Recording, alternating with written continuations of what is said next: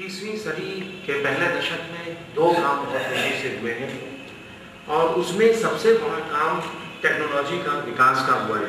अगर हम मीडिया के क्षेत्र को देखते हैं तो हमारे खुद के अपने जो सॉफ्टवेयर थे, जो हमारे कैमरे थे, उनमें इतनी तेजी से विकास हो गया कि हम बच्चों को कोई कैमरा खरीदने के लिए कहीं नहीं पाते कि आज कोई कैमरा वो खरीदते हैं और 2 दिनों बाद 3 दिनों बाद वो कंपनी अपने कैमरे में कुछ नई चीजें लाकर जो है कुछ नए पिक्सल जोड़ देती है, कुछ तमाम चीजें करके नया कैमरा बना देती है।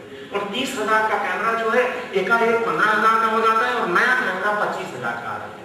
हमारे यहाँ के स्टूडेंट्स में बड़ी प्रॉब्लम होती है कि हम करें तो करेंगे, तो टेक्नोलॉजी करेगा।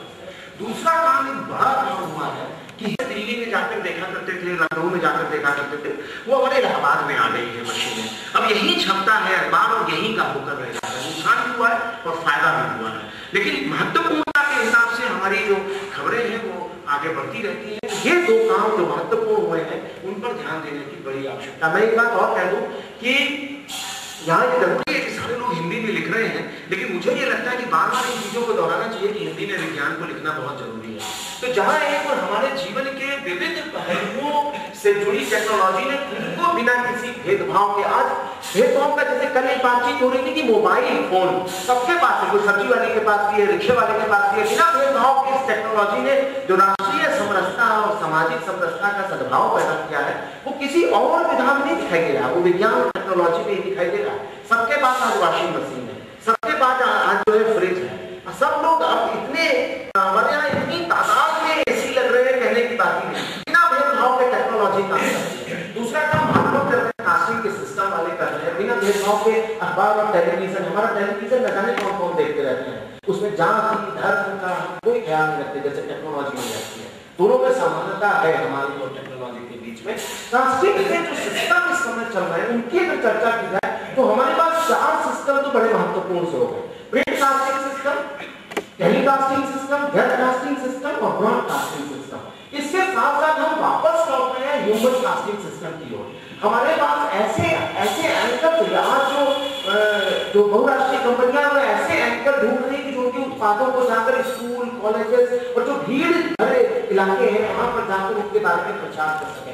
तो ह्यूमन कास्टिंग सिस्टम और कई घराने तो ऐसे मीडिया के घराने पैदा हो गए संगीत घरानों की तरह, तो वो कर क्या रहे हैं कि वो सारे सिस्टम पर एक साथ काम कर रहे हैं। एक ही आदमी अखबार निकालना है, एक ही आदमी टेलीविजन निकालना है, एक ही आदमी रेडियो चला रहा है, एक ही आदमी वेबकास्टिंग सिस्टम भी कर रहा है। तो ये साइमन कास्टिंग सिस्टम है, इस समय की जरूरत के हिसाब से हमारे पास आदमी नहीं है। Multi skilled journalist, multi skills जो विज्ञान के लेखक हैं वो भी अवेलेबल है। एक साथ टेलीविजन पर लिखने वाले, रेडियो पर लिखने वाले, ऐसा कोई आदमी नहीं मिला कि एक स्क्रिप्ट लिख दे, उसकी पहला पैरा उठाकर टेलीविजन में प्रसारित कर दे, 2 पैरा उठाए हम रेडियो में कर दे, 3 पैरा उठाए हम वेबकास्टिंग में कर दे और 6-7 पैरा जो उसने लिखा है वो सब प्रिंट कास्टिंग कर दे। ऐसे मल्टी स्किल्ड लोगों की जरूरत है और विज्ञान भी इसी बात की डिमांड कर रहा है कि जो टेक्नोलॉजी जा रही है उसका हम वास्तव में सही तरीके से, अगर हमने टेक्नोलॉजी का उपयोग करके पत्रकारिता तो आगे बढ़ गई, लेकिन पत्रकारिता ने जिस टेक्नोलॉजी का सहारा लेकर आगे बढ़ा है उसका प्रचार करने में वो विफल हो रही है। क्यों विफल हो रही है कि हमारे पास वो मल्टी स्किल्ड लोग, वो टेक्नोलॉजी का प्रचार प्रसार करने वाले लोग, उस तरीके का मानव संसाधन हमने तैयार नहीं किया। और ये बड़ी दिक्कत आ है। घूम कर इस बात के लिए कहा कि जो अनुमान हुए हैं वो बड़े ही गड़बड़ अनुमान हुए हैं, इस पर भी काम करना। विज्ञान परिषद ने बहुत बेहतरीन एक काम किया जिसे मैंने अपने आप छात्रों के बीच में वितरित भी किया। बहुत सारी परिभाषित शब्दावली को तैयार करने की जरूरत आनी पड़ी और वो काम हो रहा है, लेकिन उतनी जरूरत के हिसाब से नहीं हो रहा। मीडिया के लिए क्या जरूरी है कि ऐसे शब्द मीडिया को दिए जाएं ताकि वो विज्ञान को लोगों तक पहुंचा। ये सही है कि विज्ञान लेखन जो हो रहा है उसमें बहुत सारे वैज्ञानिक लगे हुए हैं, बहुत सारी इतनी क्लिष्ट हिंदी का प्रयोग कर देते हैं कि फिर जो विज्ञान पढ़ने का हिंदी में रुचि जागृत कर रहा है वो भी पीछे हट जाता है और जो विज्ञान लिखना चाहता है वो भय से डर जाता है कि अभी इतने कठिन शब्द हम कहां से सीखें। मीसोगेमी जैसा एक शब्द इसकी हिंदी बना दिया शब्दावली आयोग ने, तवलो दंग भेदी प्रवेश। अब तवलो दंग भेदी प्रवेश लिखा जाए या मीसोगेमी, ये बड़ा भारी समस्या हम लोगों के सामने आती है। जब हम मैं खुद साइंस का विद्यार्थी रहा और मुझे लगा कि ये लिखना बहुत ही कठिन होगा और उसका मैं प्रचार नहीं कर पाऊंगा। वास्तव में हो क्या रहा है कि जब हम अपनी समाज जो सोसाइटी है हमारी, जो पत्रकारिता है हमारी और जो हमारा विज्ञान, उसके आपस को देखें, शायद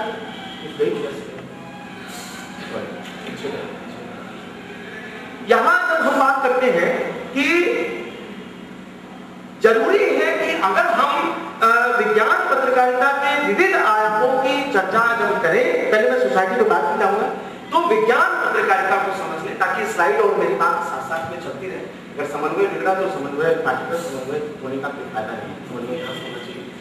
मेरे ध्यान से जो पत्रकारिता है, बहुत सारी परिभाषाएं पत्रकारिता की दी गई, लेकिन जब मैंने पत्रकारिता पढ़ाना शुरू किया तो मुझे लगा कि बहुत सारी पत्रकारिता की परिभाषाएं जो है वो हमारे समय से मेल नहीं खाती, हमारे जमाने के बच्चों से मेल नहीं खाती। हमारे जमाने का जो बच्चा आया हुआ है वह मिशन तो करना चाहता है लेकिन पैसा भी कमाना चाहता है। उसकी जरूरतें उसी हिसाब की है जो एक IAS अफसर की, एक जो साइंटिस्ट की है, या एक लेक्चरर की है, या जो भी काम कर रहा है। पत्रकार अब मिशन ये नहीं है कि कुर्ता पहना पैजामा पहना और मिशन पर निकल पड़े कि हम दुनिया सुधार देंगे। दुनिया नहीं सुधरी, अभी तक नहीं सुधरी, क्रांति नहीं आई। तो पत्रकारों को भी लगने लगा कि हम कोई क्रांति नहीं ला सकते, हम कोई एक क्रांति लाने का रास्ता ठीक है उस पर चलेंगे, लेकिन साथ साथ हम अपने जीवन की भी क्रांति का ख्याल रखें। तो ये पत्रकारिता की परिभाषा बदलने की भी जरूरत है। मेरे ख्याल से एक पत्रकार वही है जिसका मानसिक अनुशासन ठीक है। अगर आपका जो आपकी जो मेंटल एबिलिटी, जो आपकी मानसिक चीजें हैं वो अगर अनुशासित नहीं है तो आप पत्रकारिता नहीं कर सकते। आपका जो बैलेंसिंग है दिमाग, वो अगर समाज के हिसाब से और समय के हिसाब से नहीं ठीक है, समाज की क्या आवश्यकता है, जरूरत क्या है हमारे समाज में, हमारे समाज की डिमांड क्या है और हमारे क्या दायित्व बनते हैं, यह सब मानसिक अनुशासन में आता है। और जो अच्छा संचारक है, कम्युनिकेटर है जो अच्छा, वो कम्युनिकेटर तभी अच्छी बात कर सकता है जब उसके दिमाग की वेवलेंथ, उसके दिमाग की तरंग दैर्घ्य जो है वो उसको सुनने, उसको पढ़ने, उसको देखने वाले की तरंग दैर्घ्य से मेल नहीं खा, या वो खुद की तरंग दैर्घ्य को, मानसिक तरंग दैर्घ्य को उनके तरंग दैर्घ्य से मेल नहीं करा पा रहा, तो वो बात नहीं करता। अब ये मेल उसको कैसे कराना है, बोले हुए शब्दों से या लिखे हुए शब्दों से, अपनी भाषा से, अपनी शैली से, अपने शब्दों के चयन से, ये बात उसको करानी है। और ये पत्रकारिता का, और यही बात सीधे सीधे विज्ञान की पत्रकारिता में फिट हो जाती है।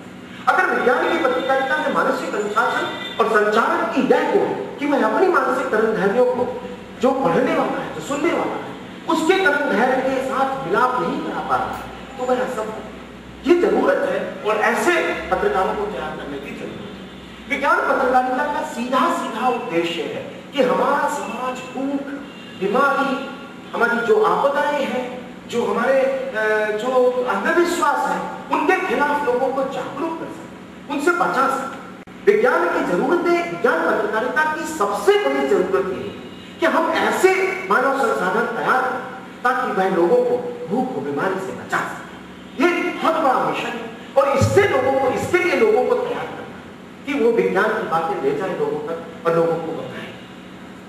विज्ञान और समाज का जो आपस में रिश्ता है और पत्रकारिता के साथ, वह एक रेसिप्रोकल रिलेशनशिप, पारस्परिक संबंध, लेन देन के हिसाब से चल रहा है। पत्रकारिता विज्ञान को कुछ देती है, विज्ञान कुछ पत्रकारिता को देता है, समाज कुछ विज्ञान को देता है, विज्ञान समाज को देता है। एक रेसिप्रोकल रिलेशनशिप है। इसे समझने की जरूरत है। समाज शास्त्रियों को भी ध्यान देना पड़ेगा कि अगर हम सामाजिक जो सभ्यता, सामाजिक जो परिभाषाएं बनाते हैं, उनको हम कैसे परिभाषित कर रहे हैं, उसमें मीडिया से क्या रिलेशन हो सकता है, ये जानकारी। अभी हमने अपने कोर्स करिकुलम तैयार कर रहे थे बीए का, तो उसमें हमने सोसाइटी एंड मीडिया रख दिया।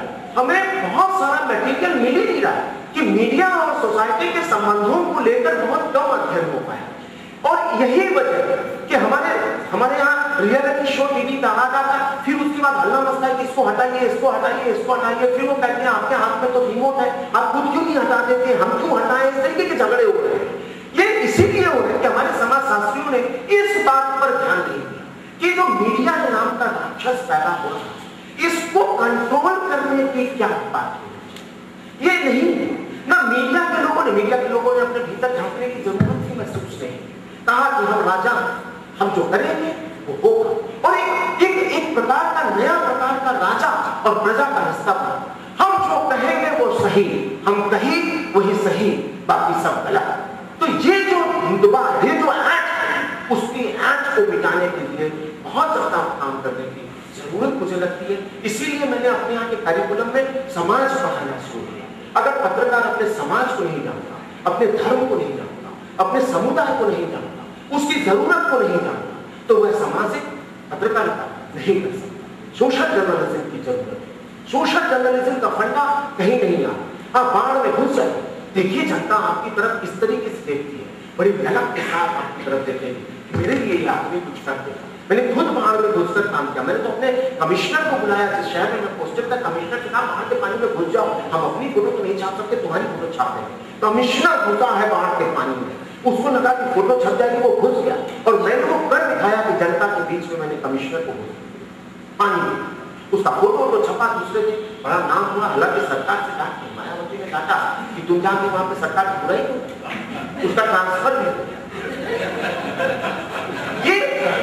ये सोशल जर्नलिज्म है जो आप चेंज ला सकते हैं। अब ये बात काम करते हैं। विज्ञान पत्रकारिता के आयाम मुझे जो समझ में आ रहे थे, मैंने यहाँ पर लेके बहुत सारे आयाम हैं और हम लोगों को जोड़ नहीं पा रहे हैं इससे। हमारे पास विज्ञान लेखक नहीं मिल पाते कि हमें जल्दी जल्दी लेख दे सके। ऐसे बहुत सारे लेख आ रहे हैं, बहुत सारे लोग लिख रहे हैं, मैं ये इस बात को एक्सेप्ट करता हूँ, लेकिन उनकी बारंबारता नहीं हो पा रही है। उन लेखों को ज्यादा लोग उससे नहीं जुड़ पा रहे हैं। हमारे पास वही लेखक काम करते चले जा रहे हैं। नए लेखक जो आ रहे हैं वो शब्दावली के चंगुल में फंसे चले जा रहे हैं। वो विषय नहीं ढूंढ पा रहे हैं कि किसमें लिखें, किसको बताएं, कैसा करें, कैसे हम साक्षात्कार लें, कैसे हम क्या करें, इनकी बड़ी जरूरत है। इसमें एक चीज छूट गई है जो कि ब्लॉग बहुत सारी मात्रा में लिखे जा रहे हैं और बहुत पॉपुलर भी हो रहे हैं नए जमाने में। विज्ञान समाचार है, फीचर है, लेख है, स्तंभ है, साक्षात्कार है।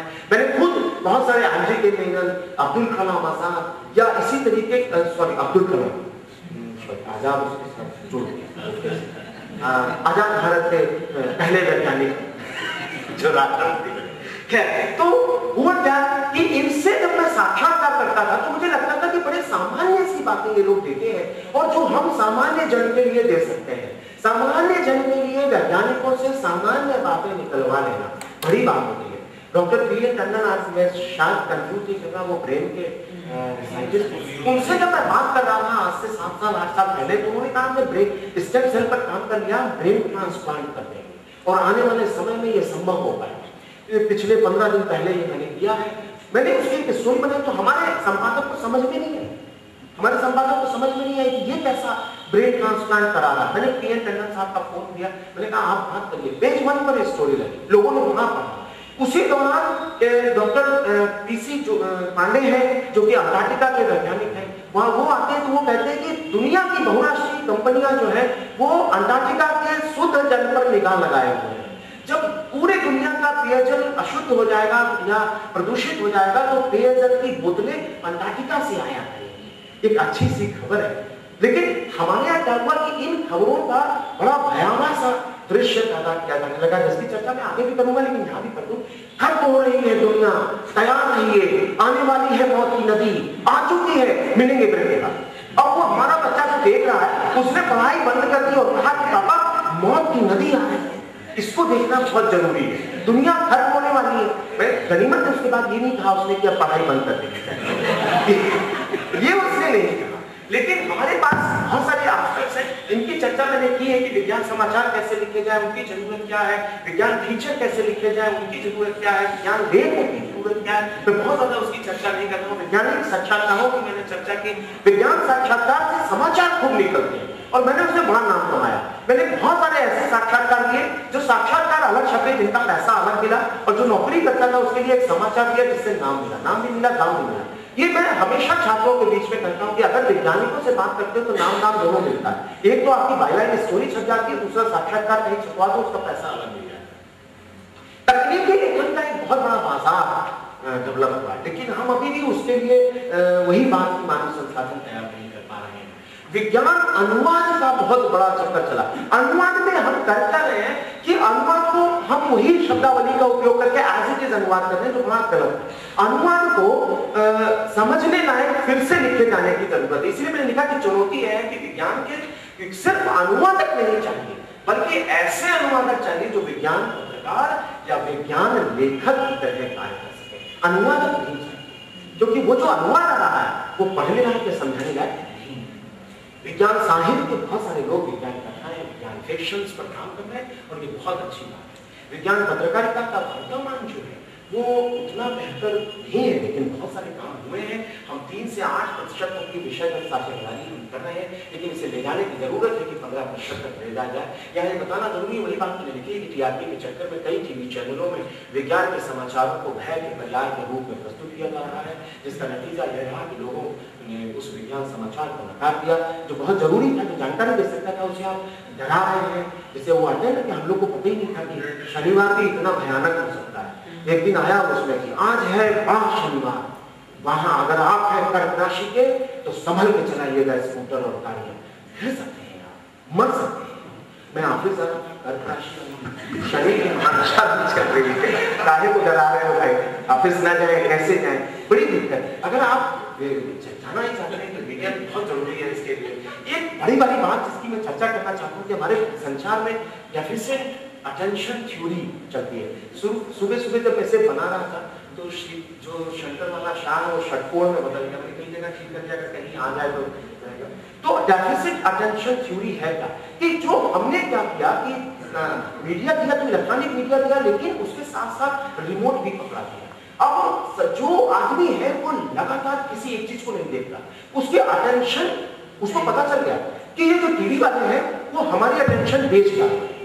भाई आपकी टीआरपी में क्या कर रहे हैं, हमारी टीआरपी बढ़ गई, विज्ञापन बढ़ गया, उनकी रेवेन्यू बढ़ गई, तो आपकी अटेंशन बेची जा रही है। और जब अटेंशन बेची जा रही है तो वो हो क्या रहा है कि इसका जो अटेंशन बेचने वाला जो हमारा कंज्यूमर है, जिससे हम अटेंशन खरीद रहे हैं और उसको बेच रहे हैं, वो क्या कर रहा है, रिमोट चला, वो किसी एक चीज पर ठहरी नहीं रहा। और बड़ी बात यह कि घर के सारे घरों के रिमोट बच्चों के हाथ में है, ये बड़ी बड़ी विडंबना। और जरूरत इस बात की आ गई है कि हम ऐसे कार्यक्रम तैयार करें कि आदमी ठहरे, आकर्षण हो उसका, आगे नहीं उससे, डरे नहीं उससे, भय नहीं हो उसका। विज्ञान में बहुत जरूरत है, विज्ञान को लिखते समय वहां ये फंडा चलने वाला नहीं है कि भयभीत ही प्रीत होगी, भयभीत के बिना भी प्रीत होती है, मोहब्बतें जितनी होती है बिना डर की होती है। तो इसलिए कम से कम लिखने में इसका इस्तेमाल किया जाए। भविष्य की संभावनाएं, आने वाला समय विज्ञान और तकनीकी के विकास के नए आयाम हमें देगा। और यह भी तय है कि जनजीवन की विज्ञान और तकनीक पर निर्भरता भी बढ़ेगी, लोगों में तकनीक व नए विविध रूपों के प्रयोग की ललक और होड़ भी बढ़ेगी। इसलिए जरूरी है कि विकास, निर्भरता, ललक और होड़ विज्ञान पत्रकारिता को महत्वपूर्ण बनाने का काम करें। एक बड़ी बात यह भी है कि हमारे शिक्षण प्रशिक्षण से जुड़ी संस्थाओं ने इस संभावना की दिशा में लोगों को प्रशिक्षित करना शुरू किया है। मैंने कुछ नाम भी यहाँ दिए हैं, एक नाम जोड़ देंगे इसमें, ये भी एक काम हो रहा है कि इन्होंने भी शुरू कर दिया है। अंत में एक जरूरी बात जो बहुत जरूरी है कहना कि हमारी मीडिया की पढ़ाई जो थी वो पहले स्नातक पर थी, हम पोस्ट ग्रेजुएट डिप्लोमा पढ़ाते थे, फिर हमने ग्रेजुएशन पढ़ाना शुरू किया और अब हम इंटरमीडिएट पर उतर गए। हम नीचे से ऊपर नहीं गए, हम ऊपर से नीचे आ गए और हमारे करिकुलम उसके लिए तैयार नहीं है। हमारा जो नया छात्र है, जो इंग्लिश मीडियम का है, जो साइंस का पढ़ने वाला विद्यार्थी है, वो मीडिया से जोड़ना चाहता है, मीडिया का आकर्षण उसे अपनी तरफ घसीट रहा है, लेकिन हमारे पास उसके लिए करिकुलम नहीं है। ये बहुत सही मौका है विज्ञान पत्रकारिता को आगे बढ़ाने का, साइंस जर्नलिज्म को आगे बढ़ाने का, क्योंकि साइंस के इतने विद्यार्थी आ रहे हैं कि हम कह नहीं सकते। और साइंस जर्नलिज्म से के लिए इससे बेहतर समय शायद हमारे लिए उपलब्ध है। इसलिए जरूरी है कि हम मानक साइंस विज्ञान पत्रकारिता के पाठ्यक्रम तैयार करें, उसके लिए किताबें तैयार करें और उन्हें उन बच्चों को उससे जोड़ें ताकि हम उस लक्ष्य को प्राप्त कर सकें जो हमारे लिए था, जिसे हम अभी तक प्राप्त नहीं कर पाए। मुझे उम्मीद है कि हमारे और आपके बीच में